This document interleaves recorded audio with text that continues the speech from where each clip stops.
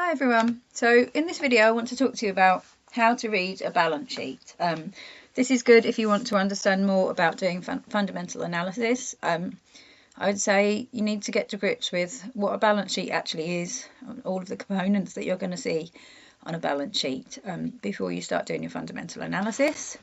This video is just going to help you to make sense of what you're looking at. So I'm just taking you through a blog article that I posted on my blog. The link will be in the description below, so you can just come to this blog article and see all of the detail when you're ready, if you want to, after this video. So first of all, what is a balance sheet? So when companies file sets of accounts, they file a balance sheet, a profit and loss statement, and a cash flow typically, and some other reports as well. So the idea of a balance sheet is that it comes from double entry accounting, and I've talked about this here. So it's an original concept that started in China, and it's driven the way that companies record their financial numbers all over the world. Everyone uses double entry accounting.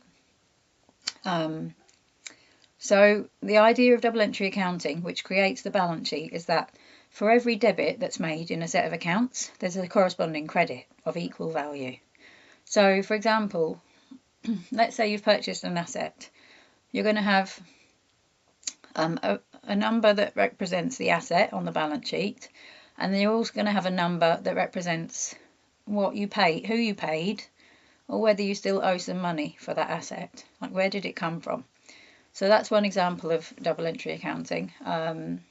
It works in the same way for things like, expenses. If you've purchased some stationery, you've got some new pens, you're going to have a debit in your profit statement for the stationery, and then you might owe the supplier some money. You might owe a supplier, a trade creditor invoice for the pens, or you might have paid them and you're going to have cash that's gone out of the bank already.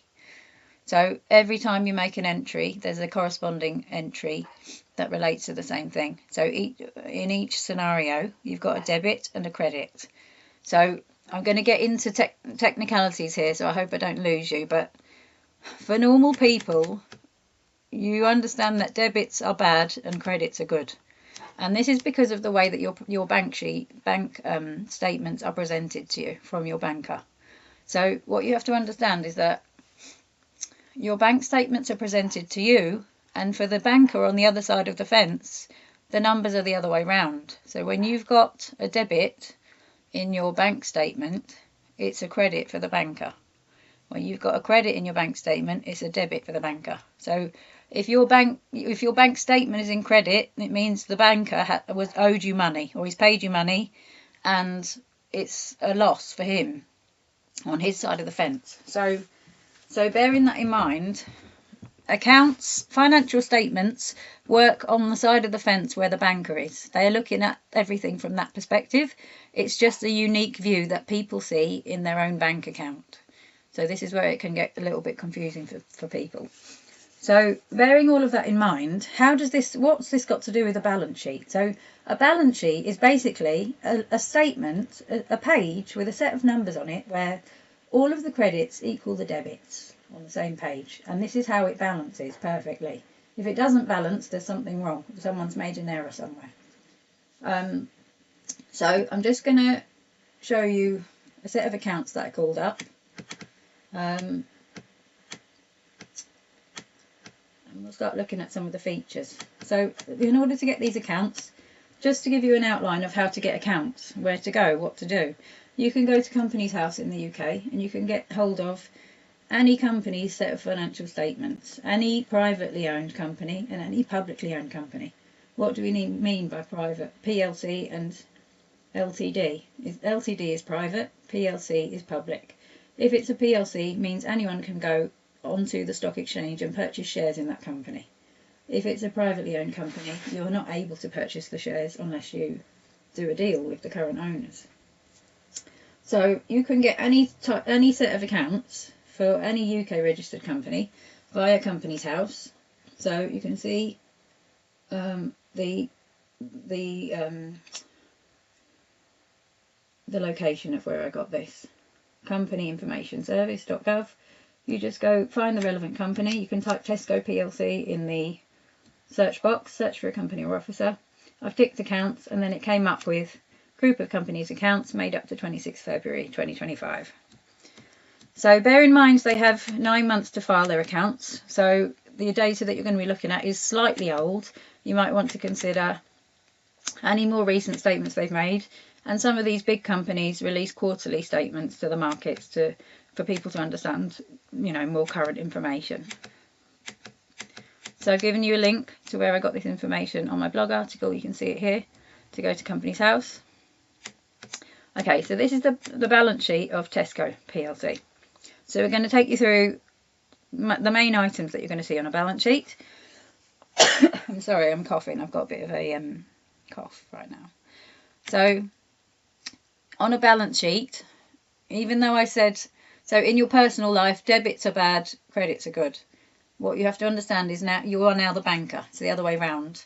On a balance sheet, debits are good, credits are bad. If you've got a debit on the balance sheet, it's going to be an asset. And if you've got a credit on your balance sheet, this is going to be money that you owe to someone else. They are in credit with you. So, for example, you can see here, this company, Tesco PLC, has got payables. This is money that they owe to people. Borrowings, money that they owe to the bank. Financial instruments, deferred tax liabilities. All the liabilities are credits, negatives. And all of the assets, investments, receivables, cash. These are all debits on the balance sheet. Debits on a balance sheet are good, credits not so good. So I'm sorry if that's confusing, but it's because people are used to dealing with their own bank account, and it's been inverted for you for the whole of your life. So this is probably new and unfamiliar and uncomfortable. But this is the perspective from the company, the bank, or any other company. So let's take you through the items on a balance sheet. So what you're going to see is two columns, one for the latest period, and you're always going to see a comparative. The comparative helps you to see which direction the numbers are going in. Have the liabilities grown massively? What direction is the assets going in? Have they got too much cash? Are they not investing their money enough? These are things that can help you carry out fundamental analysis. So let's just take you through the main things. So non-current assets, what do we mean by non-current? Non-current means something that is payable, excuse me, or receivable after 1 year.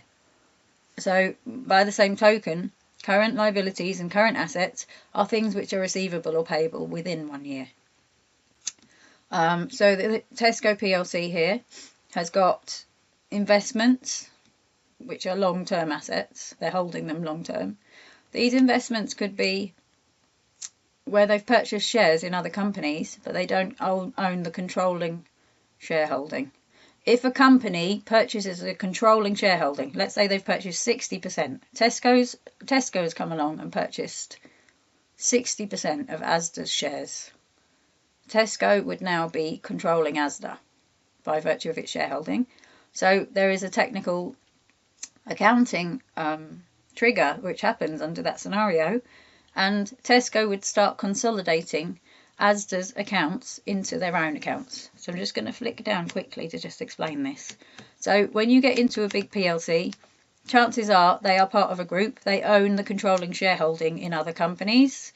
And you can see here Tesco is indeed in that position. It's got a group balance sheet. So what happens is when they own a controlling shareholding of another company, they start consolidating, adding in all of the other company's assets and liabilities into their group balance sheet. And the reason for that is because the world sees this group as the one and the same company. It's controlled by the same people. They've got complete control over what's going on in Tesco by virtue of their shareholding. So, of Asda. So basically, then what we're saying is that in substance, this is the same company. So we're going to represent all of their assets and liabilities like it's one big company. So that is why in some groups, in some sets of financial statements, you're going to see group reports. And also, the one we're looking at is parent company only.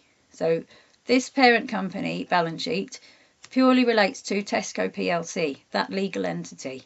But this one down here will include any company's assets and liabilities that for which they own the controlling shareholding. So why am I telling you this about when we got to investment? So the point is, if investments are sitting on the parent company's balance sheet, parent company only's balance sheet, what that means is these are investments where they've purchased shares in other companies, but they don't own the controlling shareholding.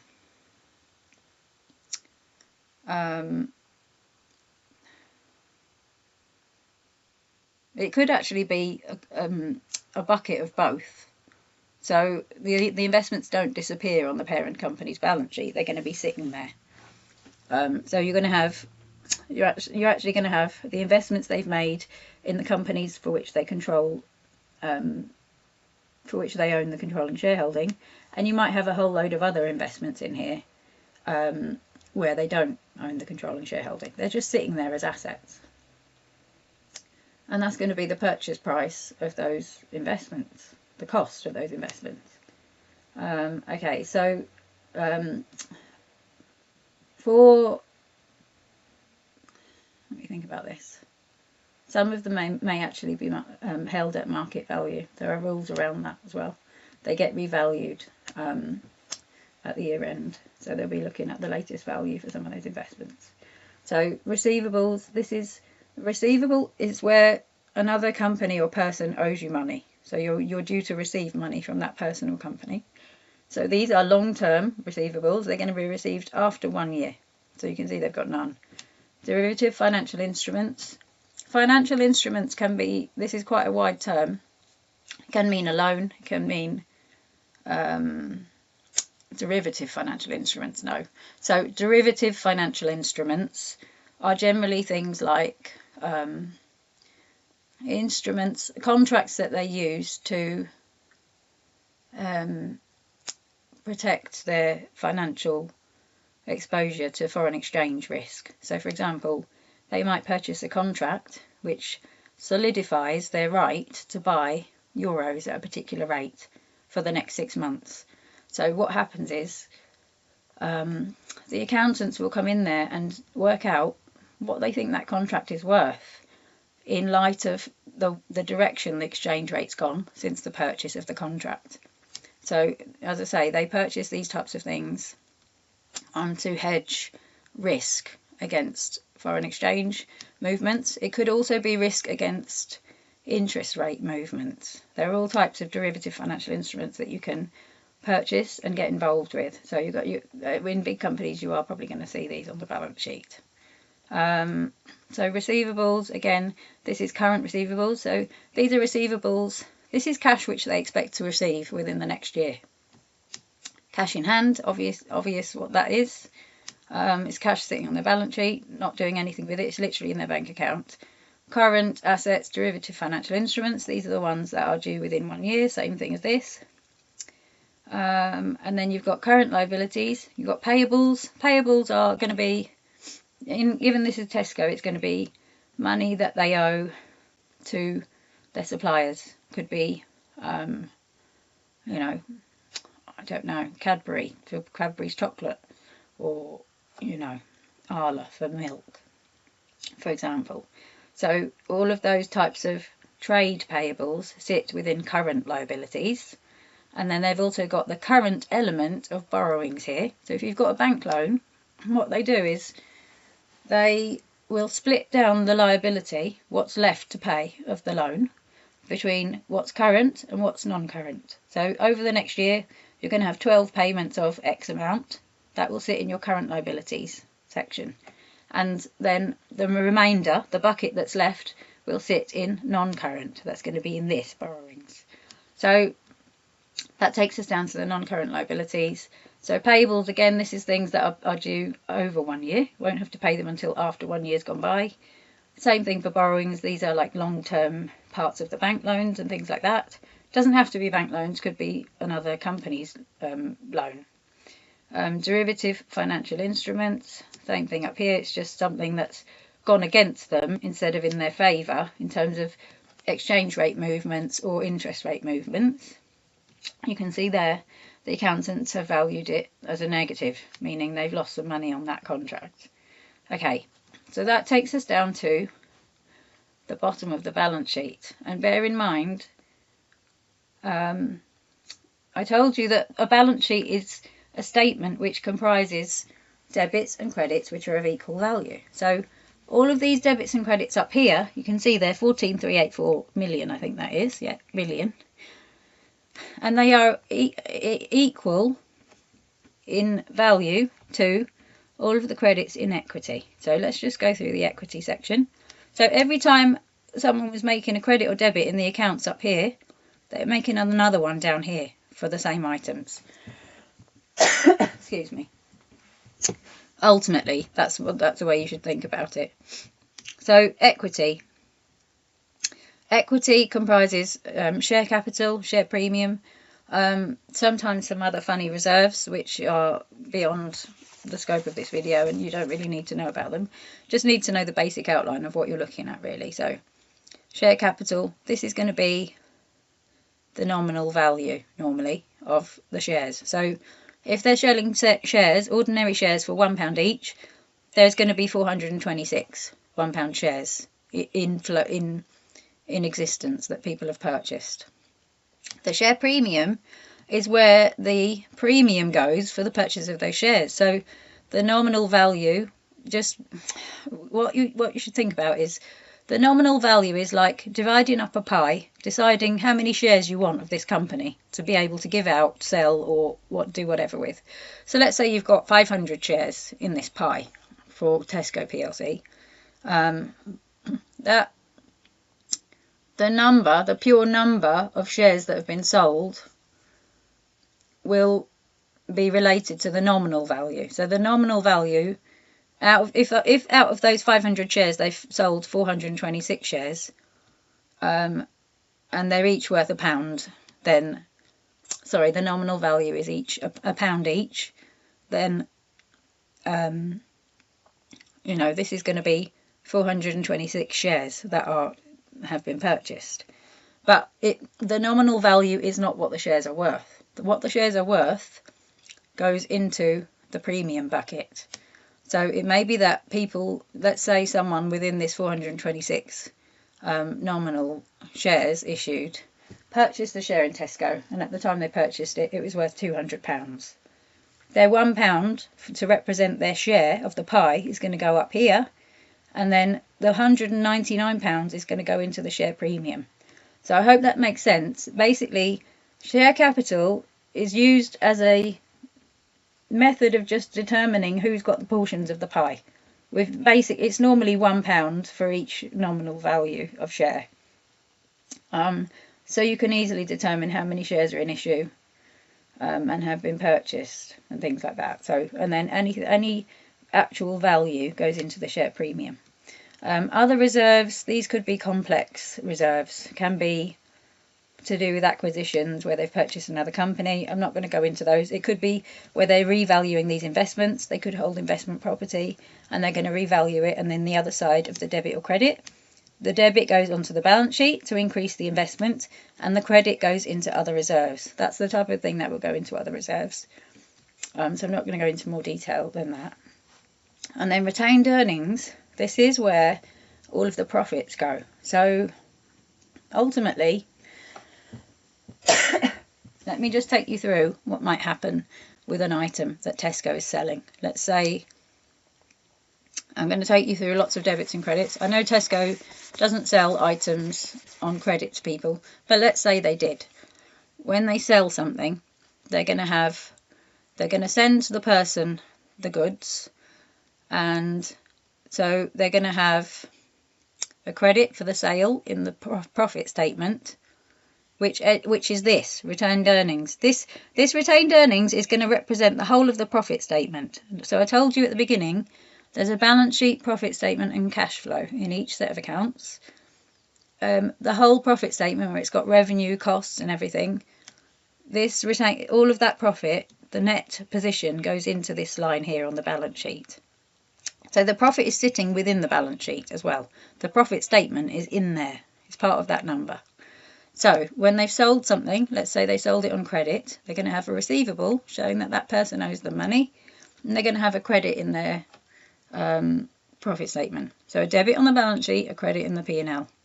Then when that person pays them money, they're going to receive cash. They're going to receive cash, so they're going to debit the balance sheet for cash, credit the receivables to clear the receivables down. Now receivables are zero. They've cleared their ledger and they've got some cash in the bank. But the point is, at the end of the year, all of the profit statement where that person's sale went is being scooped up into these retained earnings. And you can see broadly, you can use this to understand how profitable they are by looking at, they often have a statement of changes in equity as well.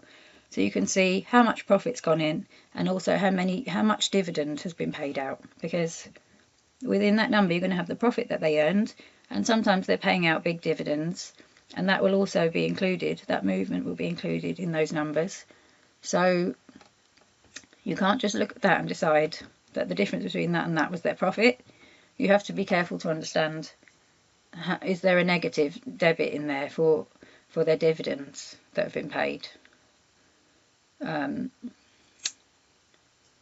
I hope this makes sense. I appreciate it's quite technical. Double entry accounting is very technical.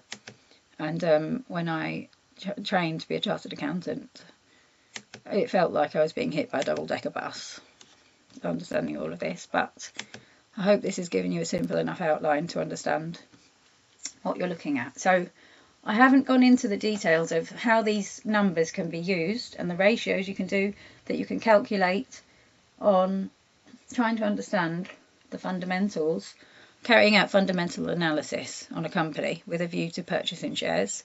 That will be in another video. I just wanted to give you an understanding of what a balance sheet is here. So another thing to be mindful of is you can see there's a notes section here. Every single number that's sitting on the balance sheet will have a corresponding note.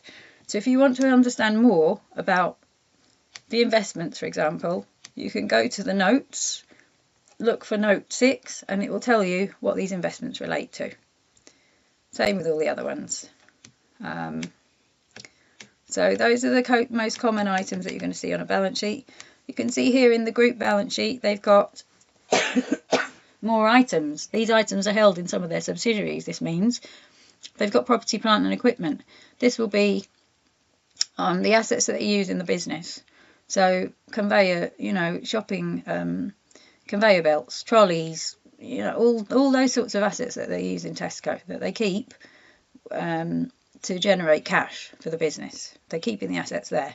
That's the difference between an asset and an expense is whether the item is being held to generate cash. If it's just being held and it's not being sold, it's not being consumed in one hit, then it's probably going to be an asset. So let's see. You can see here now, investment property. They've got investment property, other investments. So you see here, in their other investments in the group balance sheet, this will represent any companies that they haven't consolidated into their own accounts because they're not controlling the shares. They don't own the controlling shareholding. So I hope that makes sense. Any other companies that they do own the controlling shareholding for, all of the assets and liabilities are included up and down here in all of the numbers. But where they don't own the controlling share, they just show their investments there for the group. They've also got their inventories. Inventories are all the things that they hold to sell. So for Tesco, this will be food, mostly. You don't really need to understand what tax assets are. This is not going to be helpful for you in carrying out fundamental analysis, so I'm not going to go into that. Provisions can be relevant. So they'll make a provision where they think they're going to have to pay for something, like a warranty, a lawsuit. So you could keep an eye on those when you're doing your fundamental analysis. I think we've covered most other things here. So I hope you found this helpful. The goodwill Goodwill and intangible assets. Intangible assets can be software in their computer systems, but goodwill is something very specific. This is the value of businesses that they acquired. It's the value add of the businesses that they acquired. So how can I explain this? If they purchase a company for 500 million, no, that's a bit too high. Let's say they purchase a company for 10 million, and all of the assets and liabilities are only worth 6 million, but they think the company is worth 10 million because it's going to make them a lot of money after they purchase it. The 4 million, the difference between those two numbers, sits in goodwill. It's like a value add, and it's like something that can be attributed to the reputation of that company that they're purchasing. It's goodwill amongst customers of the company. It's goodwill that's recognised because they're recognising this company is worth 10 million, not just 6. So the other bit, the 4, can't be attributed to a single asset or liability. It's just value over and above the assets and liabilities in terms of what the company's worth and how it's being seen by the public and by its customers and other stakeholders. So I hope you found this really helpful. If there's anything that's unclear, perhaps you could leave me a comment, and I'll try and help you with that or post another video. So I'll leave a link in the description to this blog article, and you can go through all the detail carefully and slowly if any of it if you felt like any of it was going over your head. So you can see here I've just gone through all the different types of items: current assets, liabilities, equity, comparative periods. So I hope you found this helpful, and yeah, I'll post another video soon. Right, thanks a lot guys, bye.